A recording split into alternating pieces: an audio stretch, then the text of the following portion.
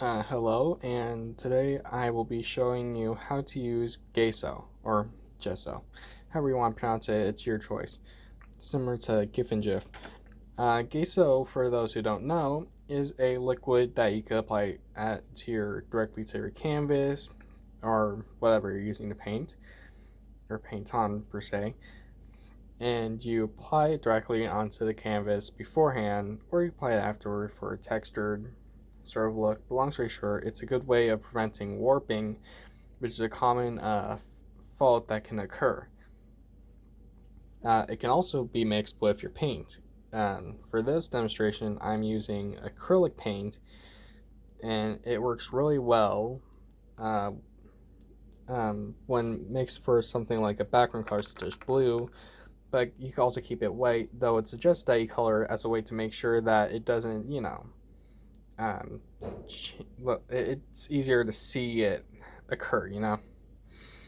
Anyway, let's go ahead and start by getting some blue, which is the gesso in this case, and applying it onto the surface directly. Gesso has one property that should be noted. It is incredibly thicker than most mediums, meaning that it's harder to spread without some extra force. But this can also be good, as it makes it way easier to control compared to most other mediums and our similar things. So it allows you a bit more control, just at the cost of less spreadability.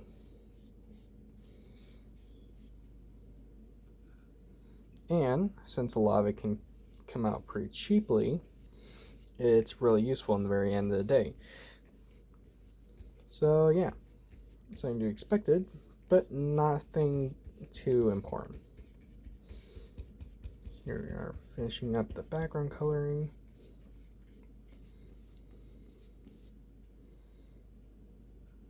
The one thing to know when you do mix it with a paint, it can result in a slight bit of warping, but it's more than a fixable type of warp compared to other warping that can occur with other mediums and whatnot. So with this, it'd be way easier to simply iron out, and yeah.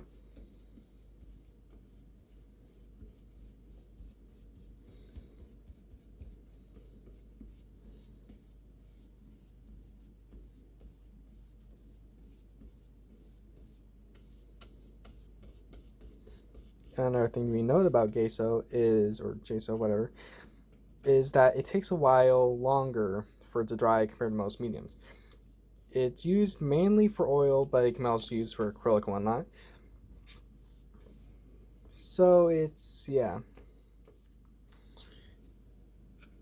something you noted. So when you apply it, be sure to be willing to give it some time to dry up. Otherwise, you're going to result in a lot of color mixing way early on, if you use something like acrylic, or it can result in too heavy a mixing effect if you're using something like oil. If you're using watercolor, well, it's not going to be an issue, as more is just going to be a breaking of the primer itself. Well, for the most part. Otherwise, yeah. Anyway, with that base color set up, I'm going to go ahead and let it dry up, and I'll be back with the... Alright, I'm back, and the entire paint, the gesso is dried and whatnot. So now I can start with the rest of the painting, to show how it doesn't really cause any warping from the rest of the paint used. In this, I will be using a bit of a watered down bit of very light gray, create a sort of cloud-like effect. Not too watered down though, of course. Don't want it to be, just running everywhere. But with the little bit of water that was added, it can allow for good gradients to go through. Not through the primer, that is, but rather, just with it in general.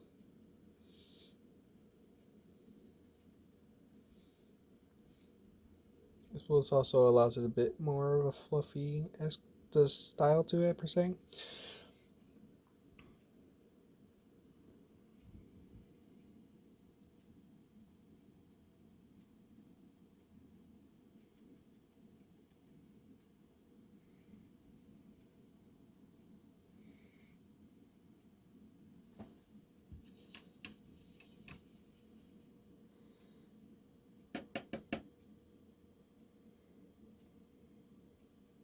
This is a slight bit of a heads up. The rest of the paints were not mixed with any gesso, though it is possible to get a texture if you were to mix it with, which would allow for a much better design of sorts. Well, that's drying right, so I could add some yellow later. I'm gonna start applying a bit of green.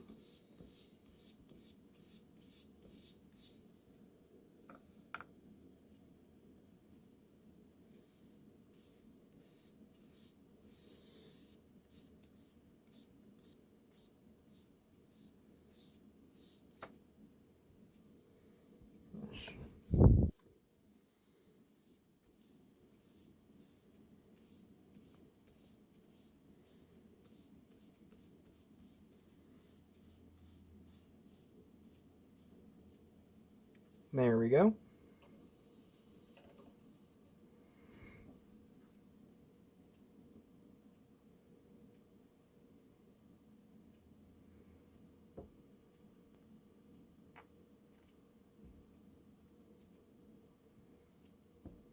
Try out the brush, get all the pigment out and whatnot as well.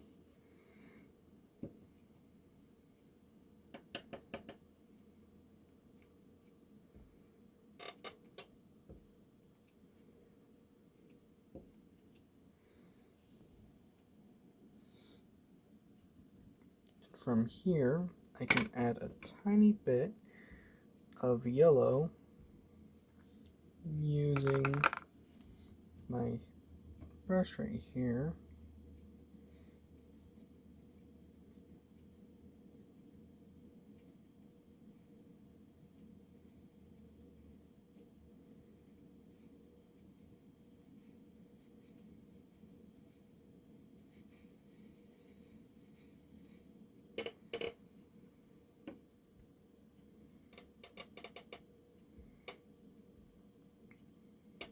For those wondering why I'm making the sun so big, I'm merely just trying to make a sort of gradient-esque effect.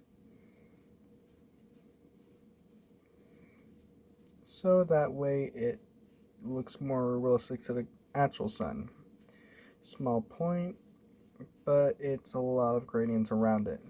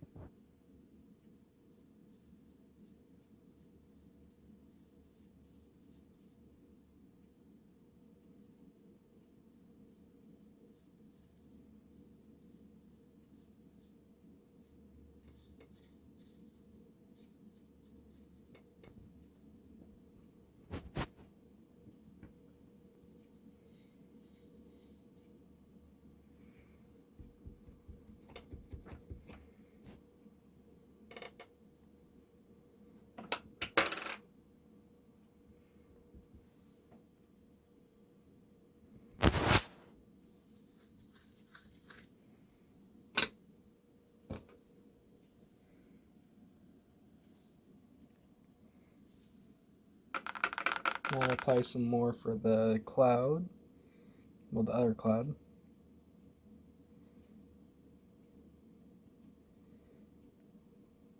For those probably wondering why I'm applying some of the gray while the sun part is still wet, it's to add some more peeking through, if you will. That way it still kind of shows itself even while it's being partially covered up. Kind of acts like transparency, you know? Even if in a slightly weird way.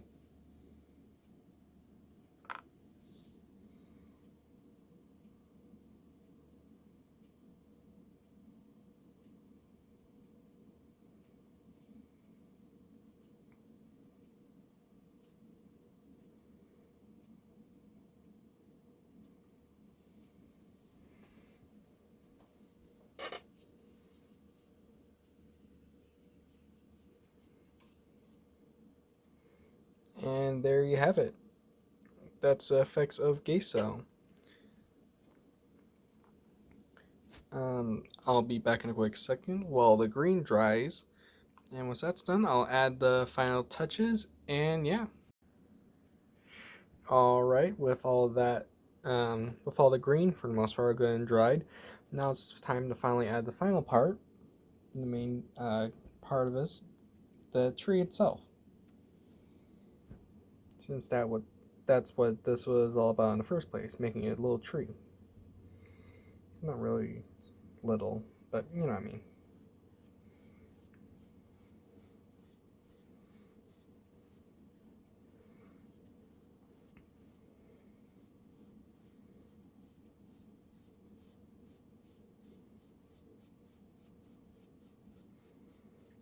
Also, something that should be mentioned, I am quite sorry for the camera work. I'm not the best at this.